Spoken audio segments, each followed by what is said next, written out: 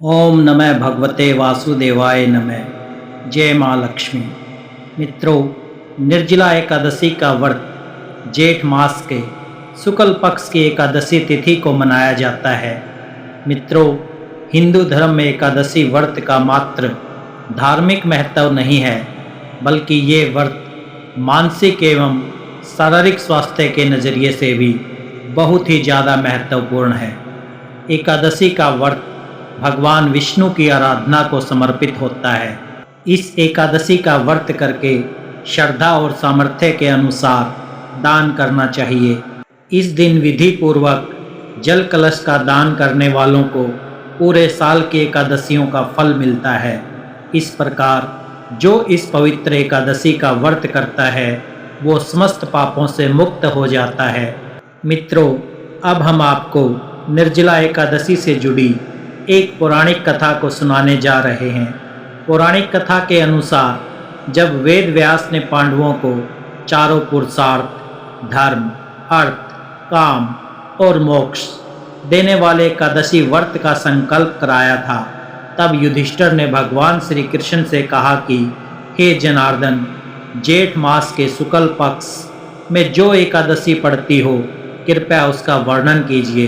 भगवान श्री कृष्ण ने कहा, हे राजन, इसका वर्णन परम धर्मात्मा व्यास जी करेंगे, क्योंकि ये संपूर्ण शास्त्रों के ज्ञाता और वेदों के विद्वान हैं। तब वेद व्यास जी कहने लगे, कृष्ण और शुक्ल पक्ष की एकादशी में अन्न खाना वर्जित है। द्वादशी को स्नान करके पवित्र होकर फूलों से भगवान केशव की पूजा करें, फिर पहले ब्राह्मणों को भोजन देकर अंत में स्वयं भोजन करें। ये सुनकर भीमसेन बोले कि हे धर्मात्मा, मेरी उत्तम बात सुनिए। राजा युधिष्ठिर, माता कुंती, द्रौपदी, अर्जुन, नकुल और सहदेव ये एकादशी को कभी भोजन नहीं करते तथा मुझसे भी हमेशा यही कहते हैं कि भीमसेन, एकादशी को तुम भी ना खाया करो। परंतु मैं उन लोगों से यही कहता हूँ कि मुझसे भूख नहीं सही जाएगी।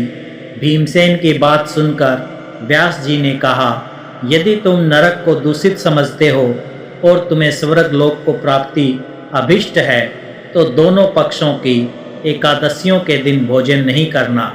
तब भीमसेन बोले कि हे धर्मात्मा, मैं आपके सामने सच कहता हूँ, मुझसे एक बार भोजन करके भी व्रत नहीं किया जा सकता, तो फिर उपवास करके मैं कैसे रह सकता हूँ।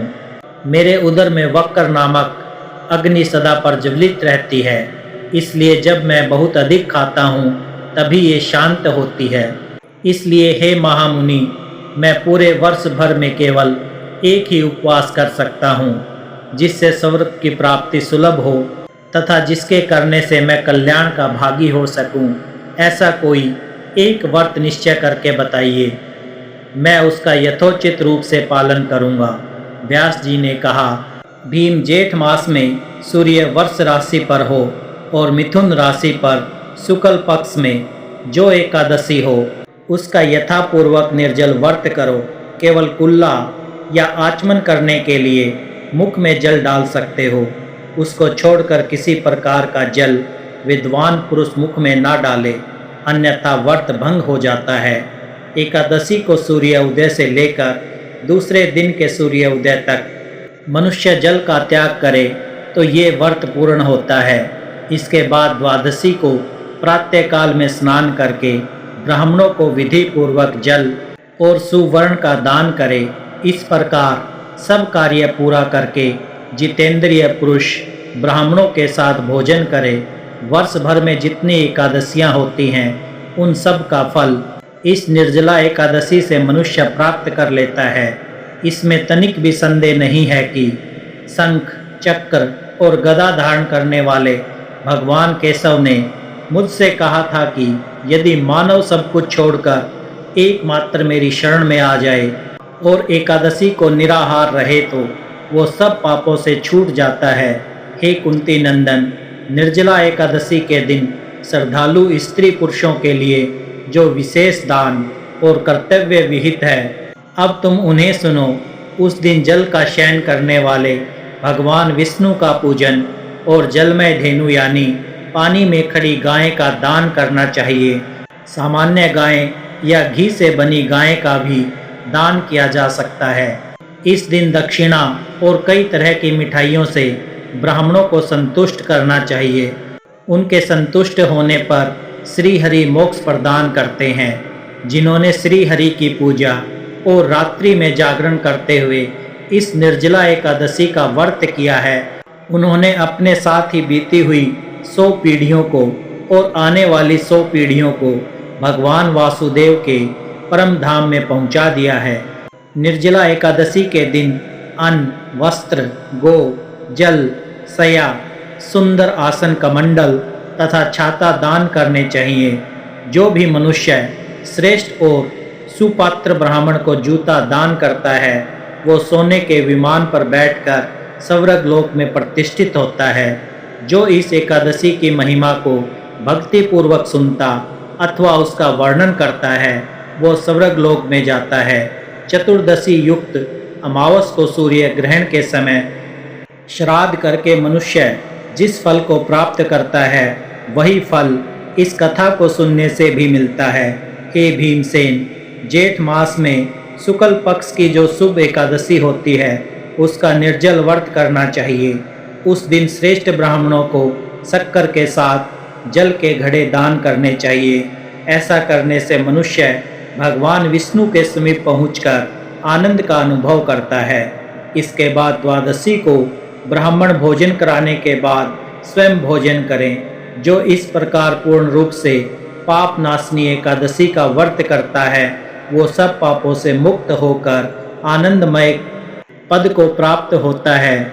ये सुनकर भीमसेन ने भी इस शुभ एकादशी का व्रत आरंभ कर दिया और अंत समय में स्वर्ग लोक को प्राप्त हुए। निर्जला यानी ये व्रत बिना जल ग्रहण किए और उपवास रख कर किया जाता है। इसलिए ये व्रत कठिन तप और साधना के समान महत्व रखता है। हिंदू पंचांग के अनुसार वृषभ और मिथुन संक्रांति के बीच शुक्ल पक्ष की एकादशी निर्जला एकादशी कहलाती है। इस व्रत को भीमसेन एकादशी या पांडव एकादशी के नाम से भी जाना जाता है। पौराणिक मान्यता है कि 5 पांडवों में एक भीमसेन ने इस व्रत का पालन किया था और वो भगवान विष्णु के वैकुंठ धाम को गए थे, इसलिए इसका नाम भीमसेन एकादशी भी हुआ। सिर्फ निर्जला एकादशी का व्रत कर लेने से अधिक मास की 2 एकादशियों सहित साल की 25 एकादशी व्रत का फल मिलता है। जहाँ साल भर की अन्य एकादशी व्रत में आहार संयम का महत्व है, वहीं निर्जला एकादशी के दिन आहार के साथ ही जल का संयम भी जरूरी है। इस व्रत में जल ग्रहण नहीं किया जाता है, यानी निर्जल रहकर व्रत का पालन किया जाता है। ये व्रत मन को संयम सिखाता है और शरीर को नई ऊर्जा देता है। ये व्रत पुरुष और महिलाओं दोनों द्वारा किया जा सकता है। मित्रों, इस व्रत को करते समय कुछ बातों का ध्यान जरूर रखें, जैसे कि पवित्रीकरण के समय जल आचमन के अलावा अगले दिन सूर्य उदय तक पानी नहीं पिएं, दिन भर कम बोलें और हो सके तो मौन रहने की कोशिश करें, दिन भर ना सोएं और ब्रह्मचर्य का पालन करें, झूठ ना बोलें, गुस्सा और विवाद ना करें। तो मित्रों, आपको हमारी ये कथा कैसी लगी कमेंट में ज़रूर बताएं और ऐसे ही वीडियो देखने के लिए हमारे चैनल को सब्सक्राइब कर लें।